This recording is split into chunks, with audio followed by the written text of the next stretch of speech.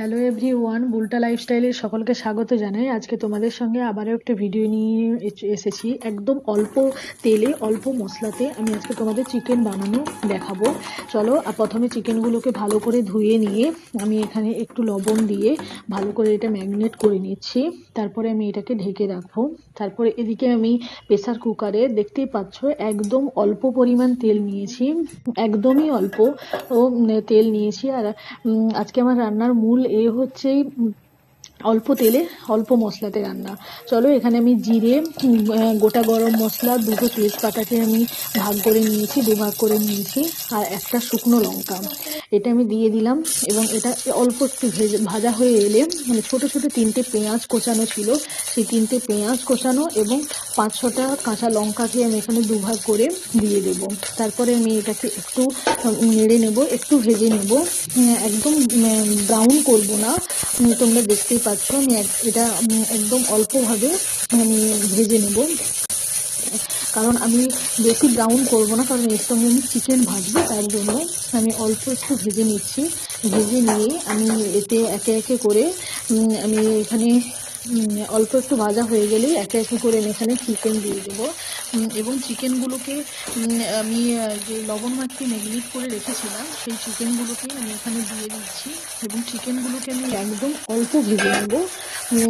আর এই রান্নাটা আমি বলি যে এই রান্নাটা তোমরা বাড়ির ছোটো বাচ্চা, বয়স্ক, যারা আমাদের বয়স্করা আছে বাড়িতে, বয়স্কদের জন্য এবং নিজেদের জন্য তোমরা এটা রান্নাটা করে খেতে পারো, কারণ এটা আমাদের একদম সুস্বাস্থ্যকর একটা রেসিপি। তার জন্যই আমি আজকে তোমাদের সঙ্গে এটা শেয়ার করছি।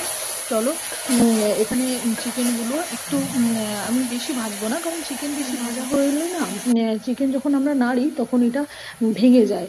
তো চিকেনগুলো একটু ভাজা হয়ে যাওয়ার পরে আমি এটা এখানে আগে থেকে গ্রেট করে রাখা আমি রসুন দিয়ে দেবো। রসুন দিয়ে ভালো করে আমি এখানে নাড়তে থাকবো। রসুনটা একটু স্মেল ছাড়লে তারপরে বুঝবে যে রসুনটা ভাজা হয়ে গেছে।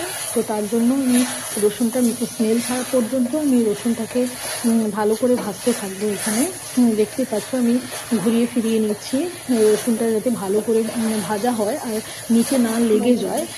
তো তার জন্য আমি ভালো করে এখানে ভেজে নিলাম রসুনটাকে। তারপরে আমি ছোট্ট একটা আদাকে গ্রেট করে রেখেছিলাম, সেই আদাটা আমি দিয়ে দিলাম। দিয়ে আবারও ভালো করে আমি ঘুরিয়ে ফিরিয়ে নেব আদাটাকে ভালো করে ভাজার জন্য। তো এখানে দেখতেই পাচ্ছ আমি কন্টিনিউয়াসলি ভালো করে ঘোরাচ্ছি, কারণ নিচে লেগে যাওয়ার চান্স থাকে। তো তার জন্য তো আদাটা আমি একটুক্ষণ ভাজতে দেবো। তারপরে আদাটা ভাজা হয়ে এলে আমি একটা বড় সাইজের টমেটো এখানে গোল গোল করে কেটে রেখেছিলাম, ওটা দিয়ে দেবো। দিয়ে আমি এখানে লবণ দিয়ে দেবো। আমি এখানেই পরিমাণ মতো লবণ দিয়ে দেবো। তো নামানোর সময় আমি একটু টেস্ট করেছিলাম, অল্প একটু লবণ কম ছিল, তার জন্য আমি 1/2 চামচ লবণ আবার দিয়েছিলাম। তো এখানে যাতে টমেটোটা গলে যায় তাড়াতাড়ি, তার জন্য লবণটা দিয়ে ভালো করে আমি এখানে ঘোরাতে থাকবো। ভালো করে এখানে ঘোরাচ্ছি, দেখতেই পাচ্ছ। তারপরে এখানে আমি টমেটোটা গলে যাওয়ার জন্য একটু ওয়েট করছি।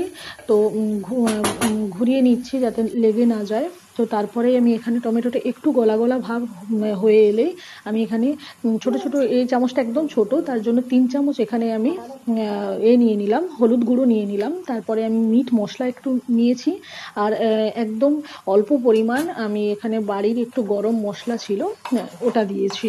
দিয়ে আমি ভালো করে এটা আবারও ঘুরিয়ে ফিরিয়ে নেব যাতে হলুদের স্মেলটা কেটে যায়।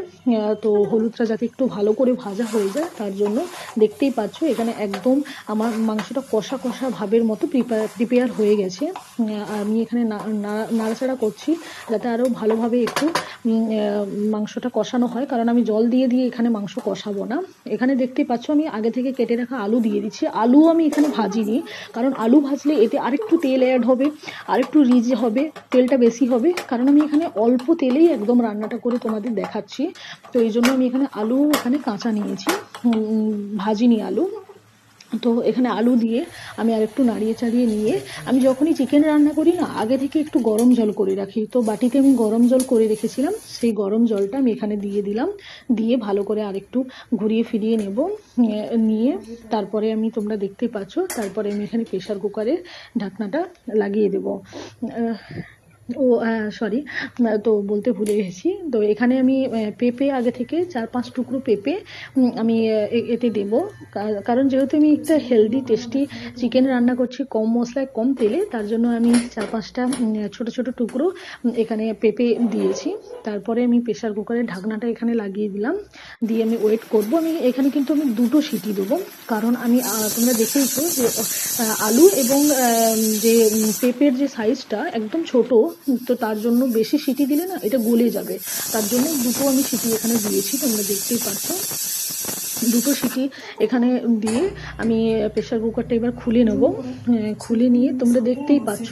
তো এখানে এই স্টেজে না গ্যাসের ফ্লেমটা একটু হাই করে ভালো করে আমি এখানে ফোটাতে থাকবো, যাতে আরও একটু জলটা কমে যায় আর ভালোভাবে চিকেনের ভেতরে মশলাগুলো ভালোভাবে ঢুকে যায়। দেখতেই পাচ্ছ আমি এখানে হাই ফ্লেমে ভালো করে এটা ফুটিয়ে নিলাম। লাস্ট রেজাল্ট তোমরা দেখতেই পাচ্ছ। আমি একটু ধনেপাতা উপর থেকে ছড়িয়ে দিচ্ছি।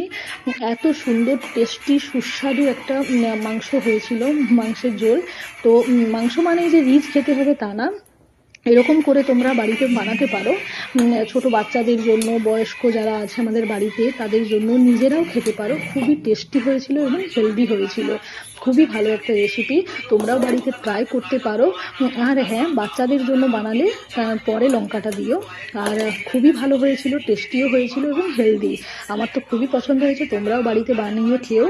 আর আমার এই চ্যানেলটা নতুন, তোমাদের ভালো লাগলে এই রেসিপিটা, আমার চ্যানেলটা সাবস্ক্রাইব করো, লাইক করো, শেয়ার করো। চলো ওটা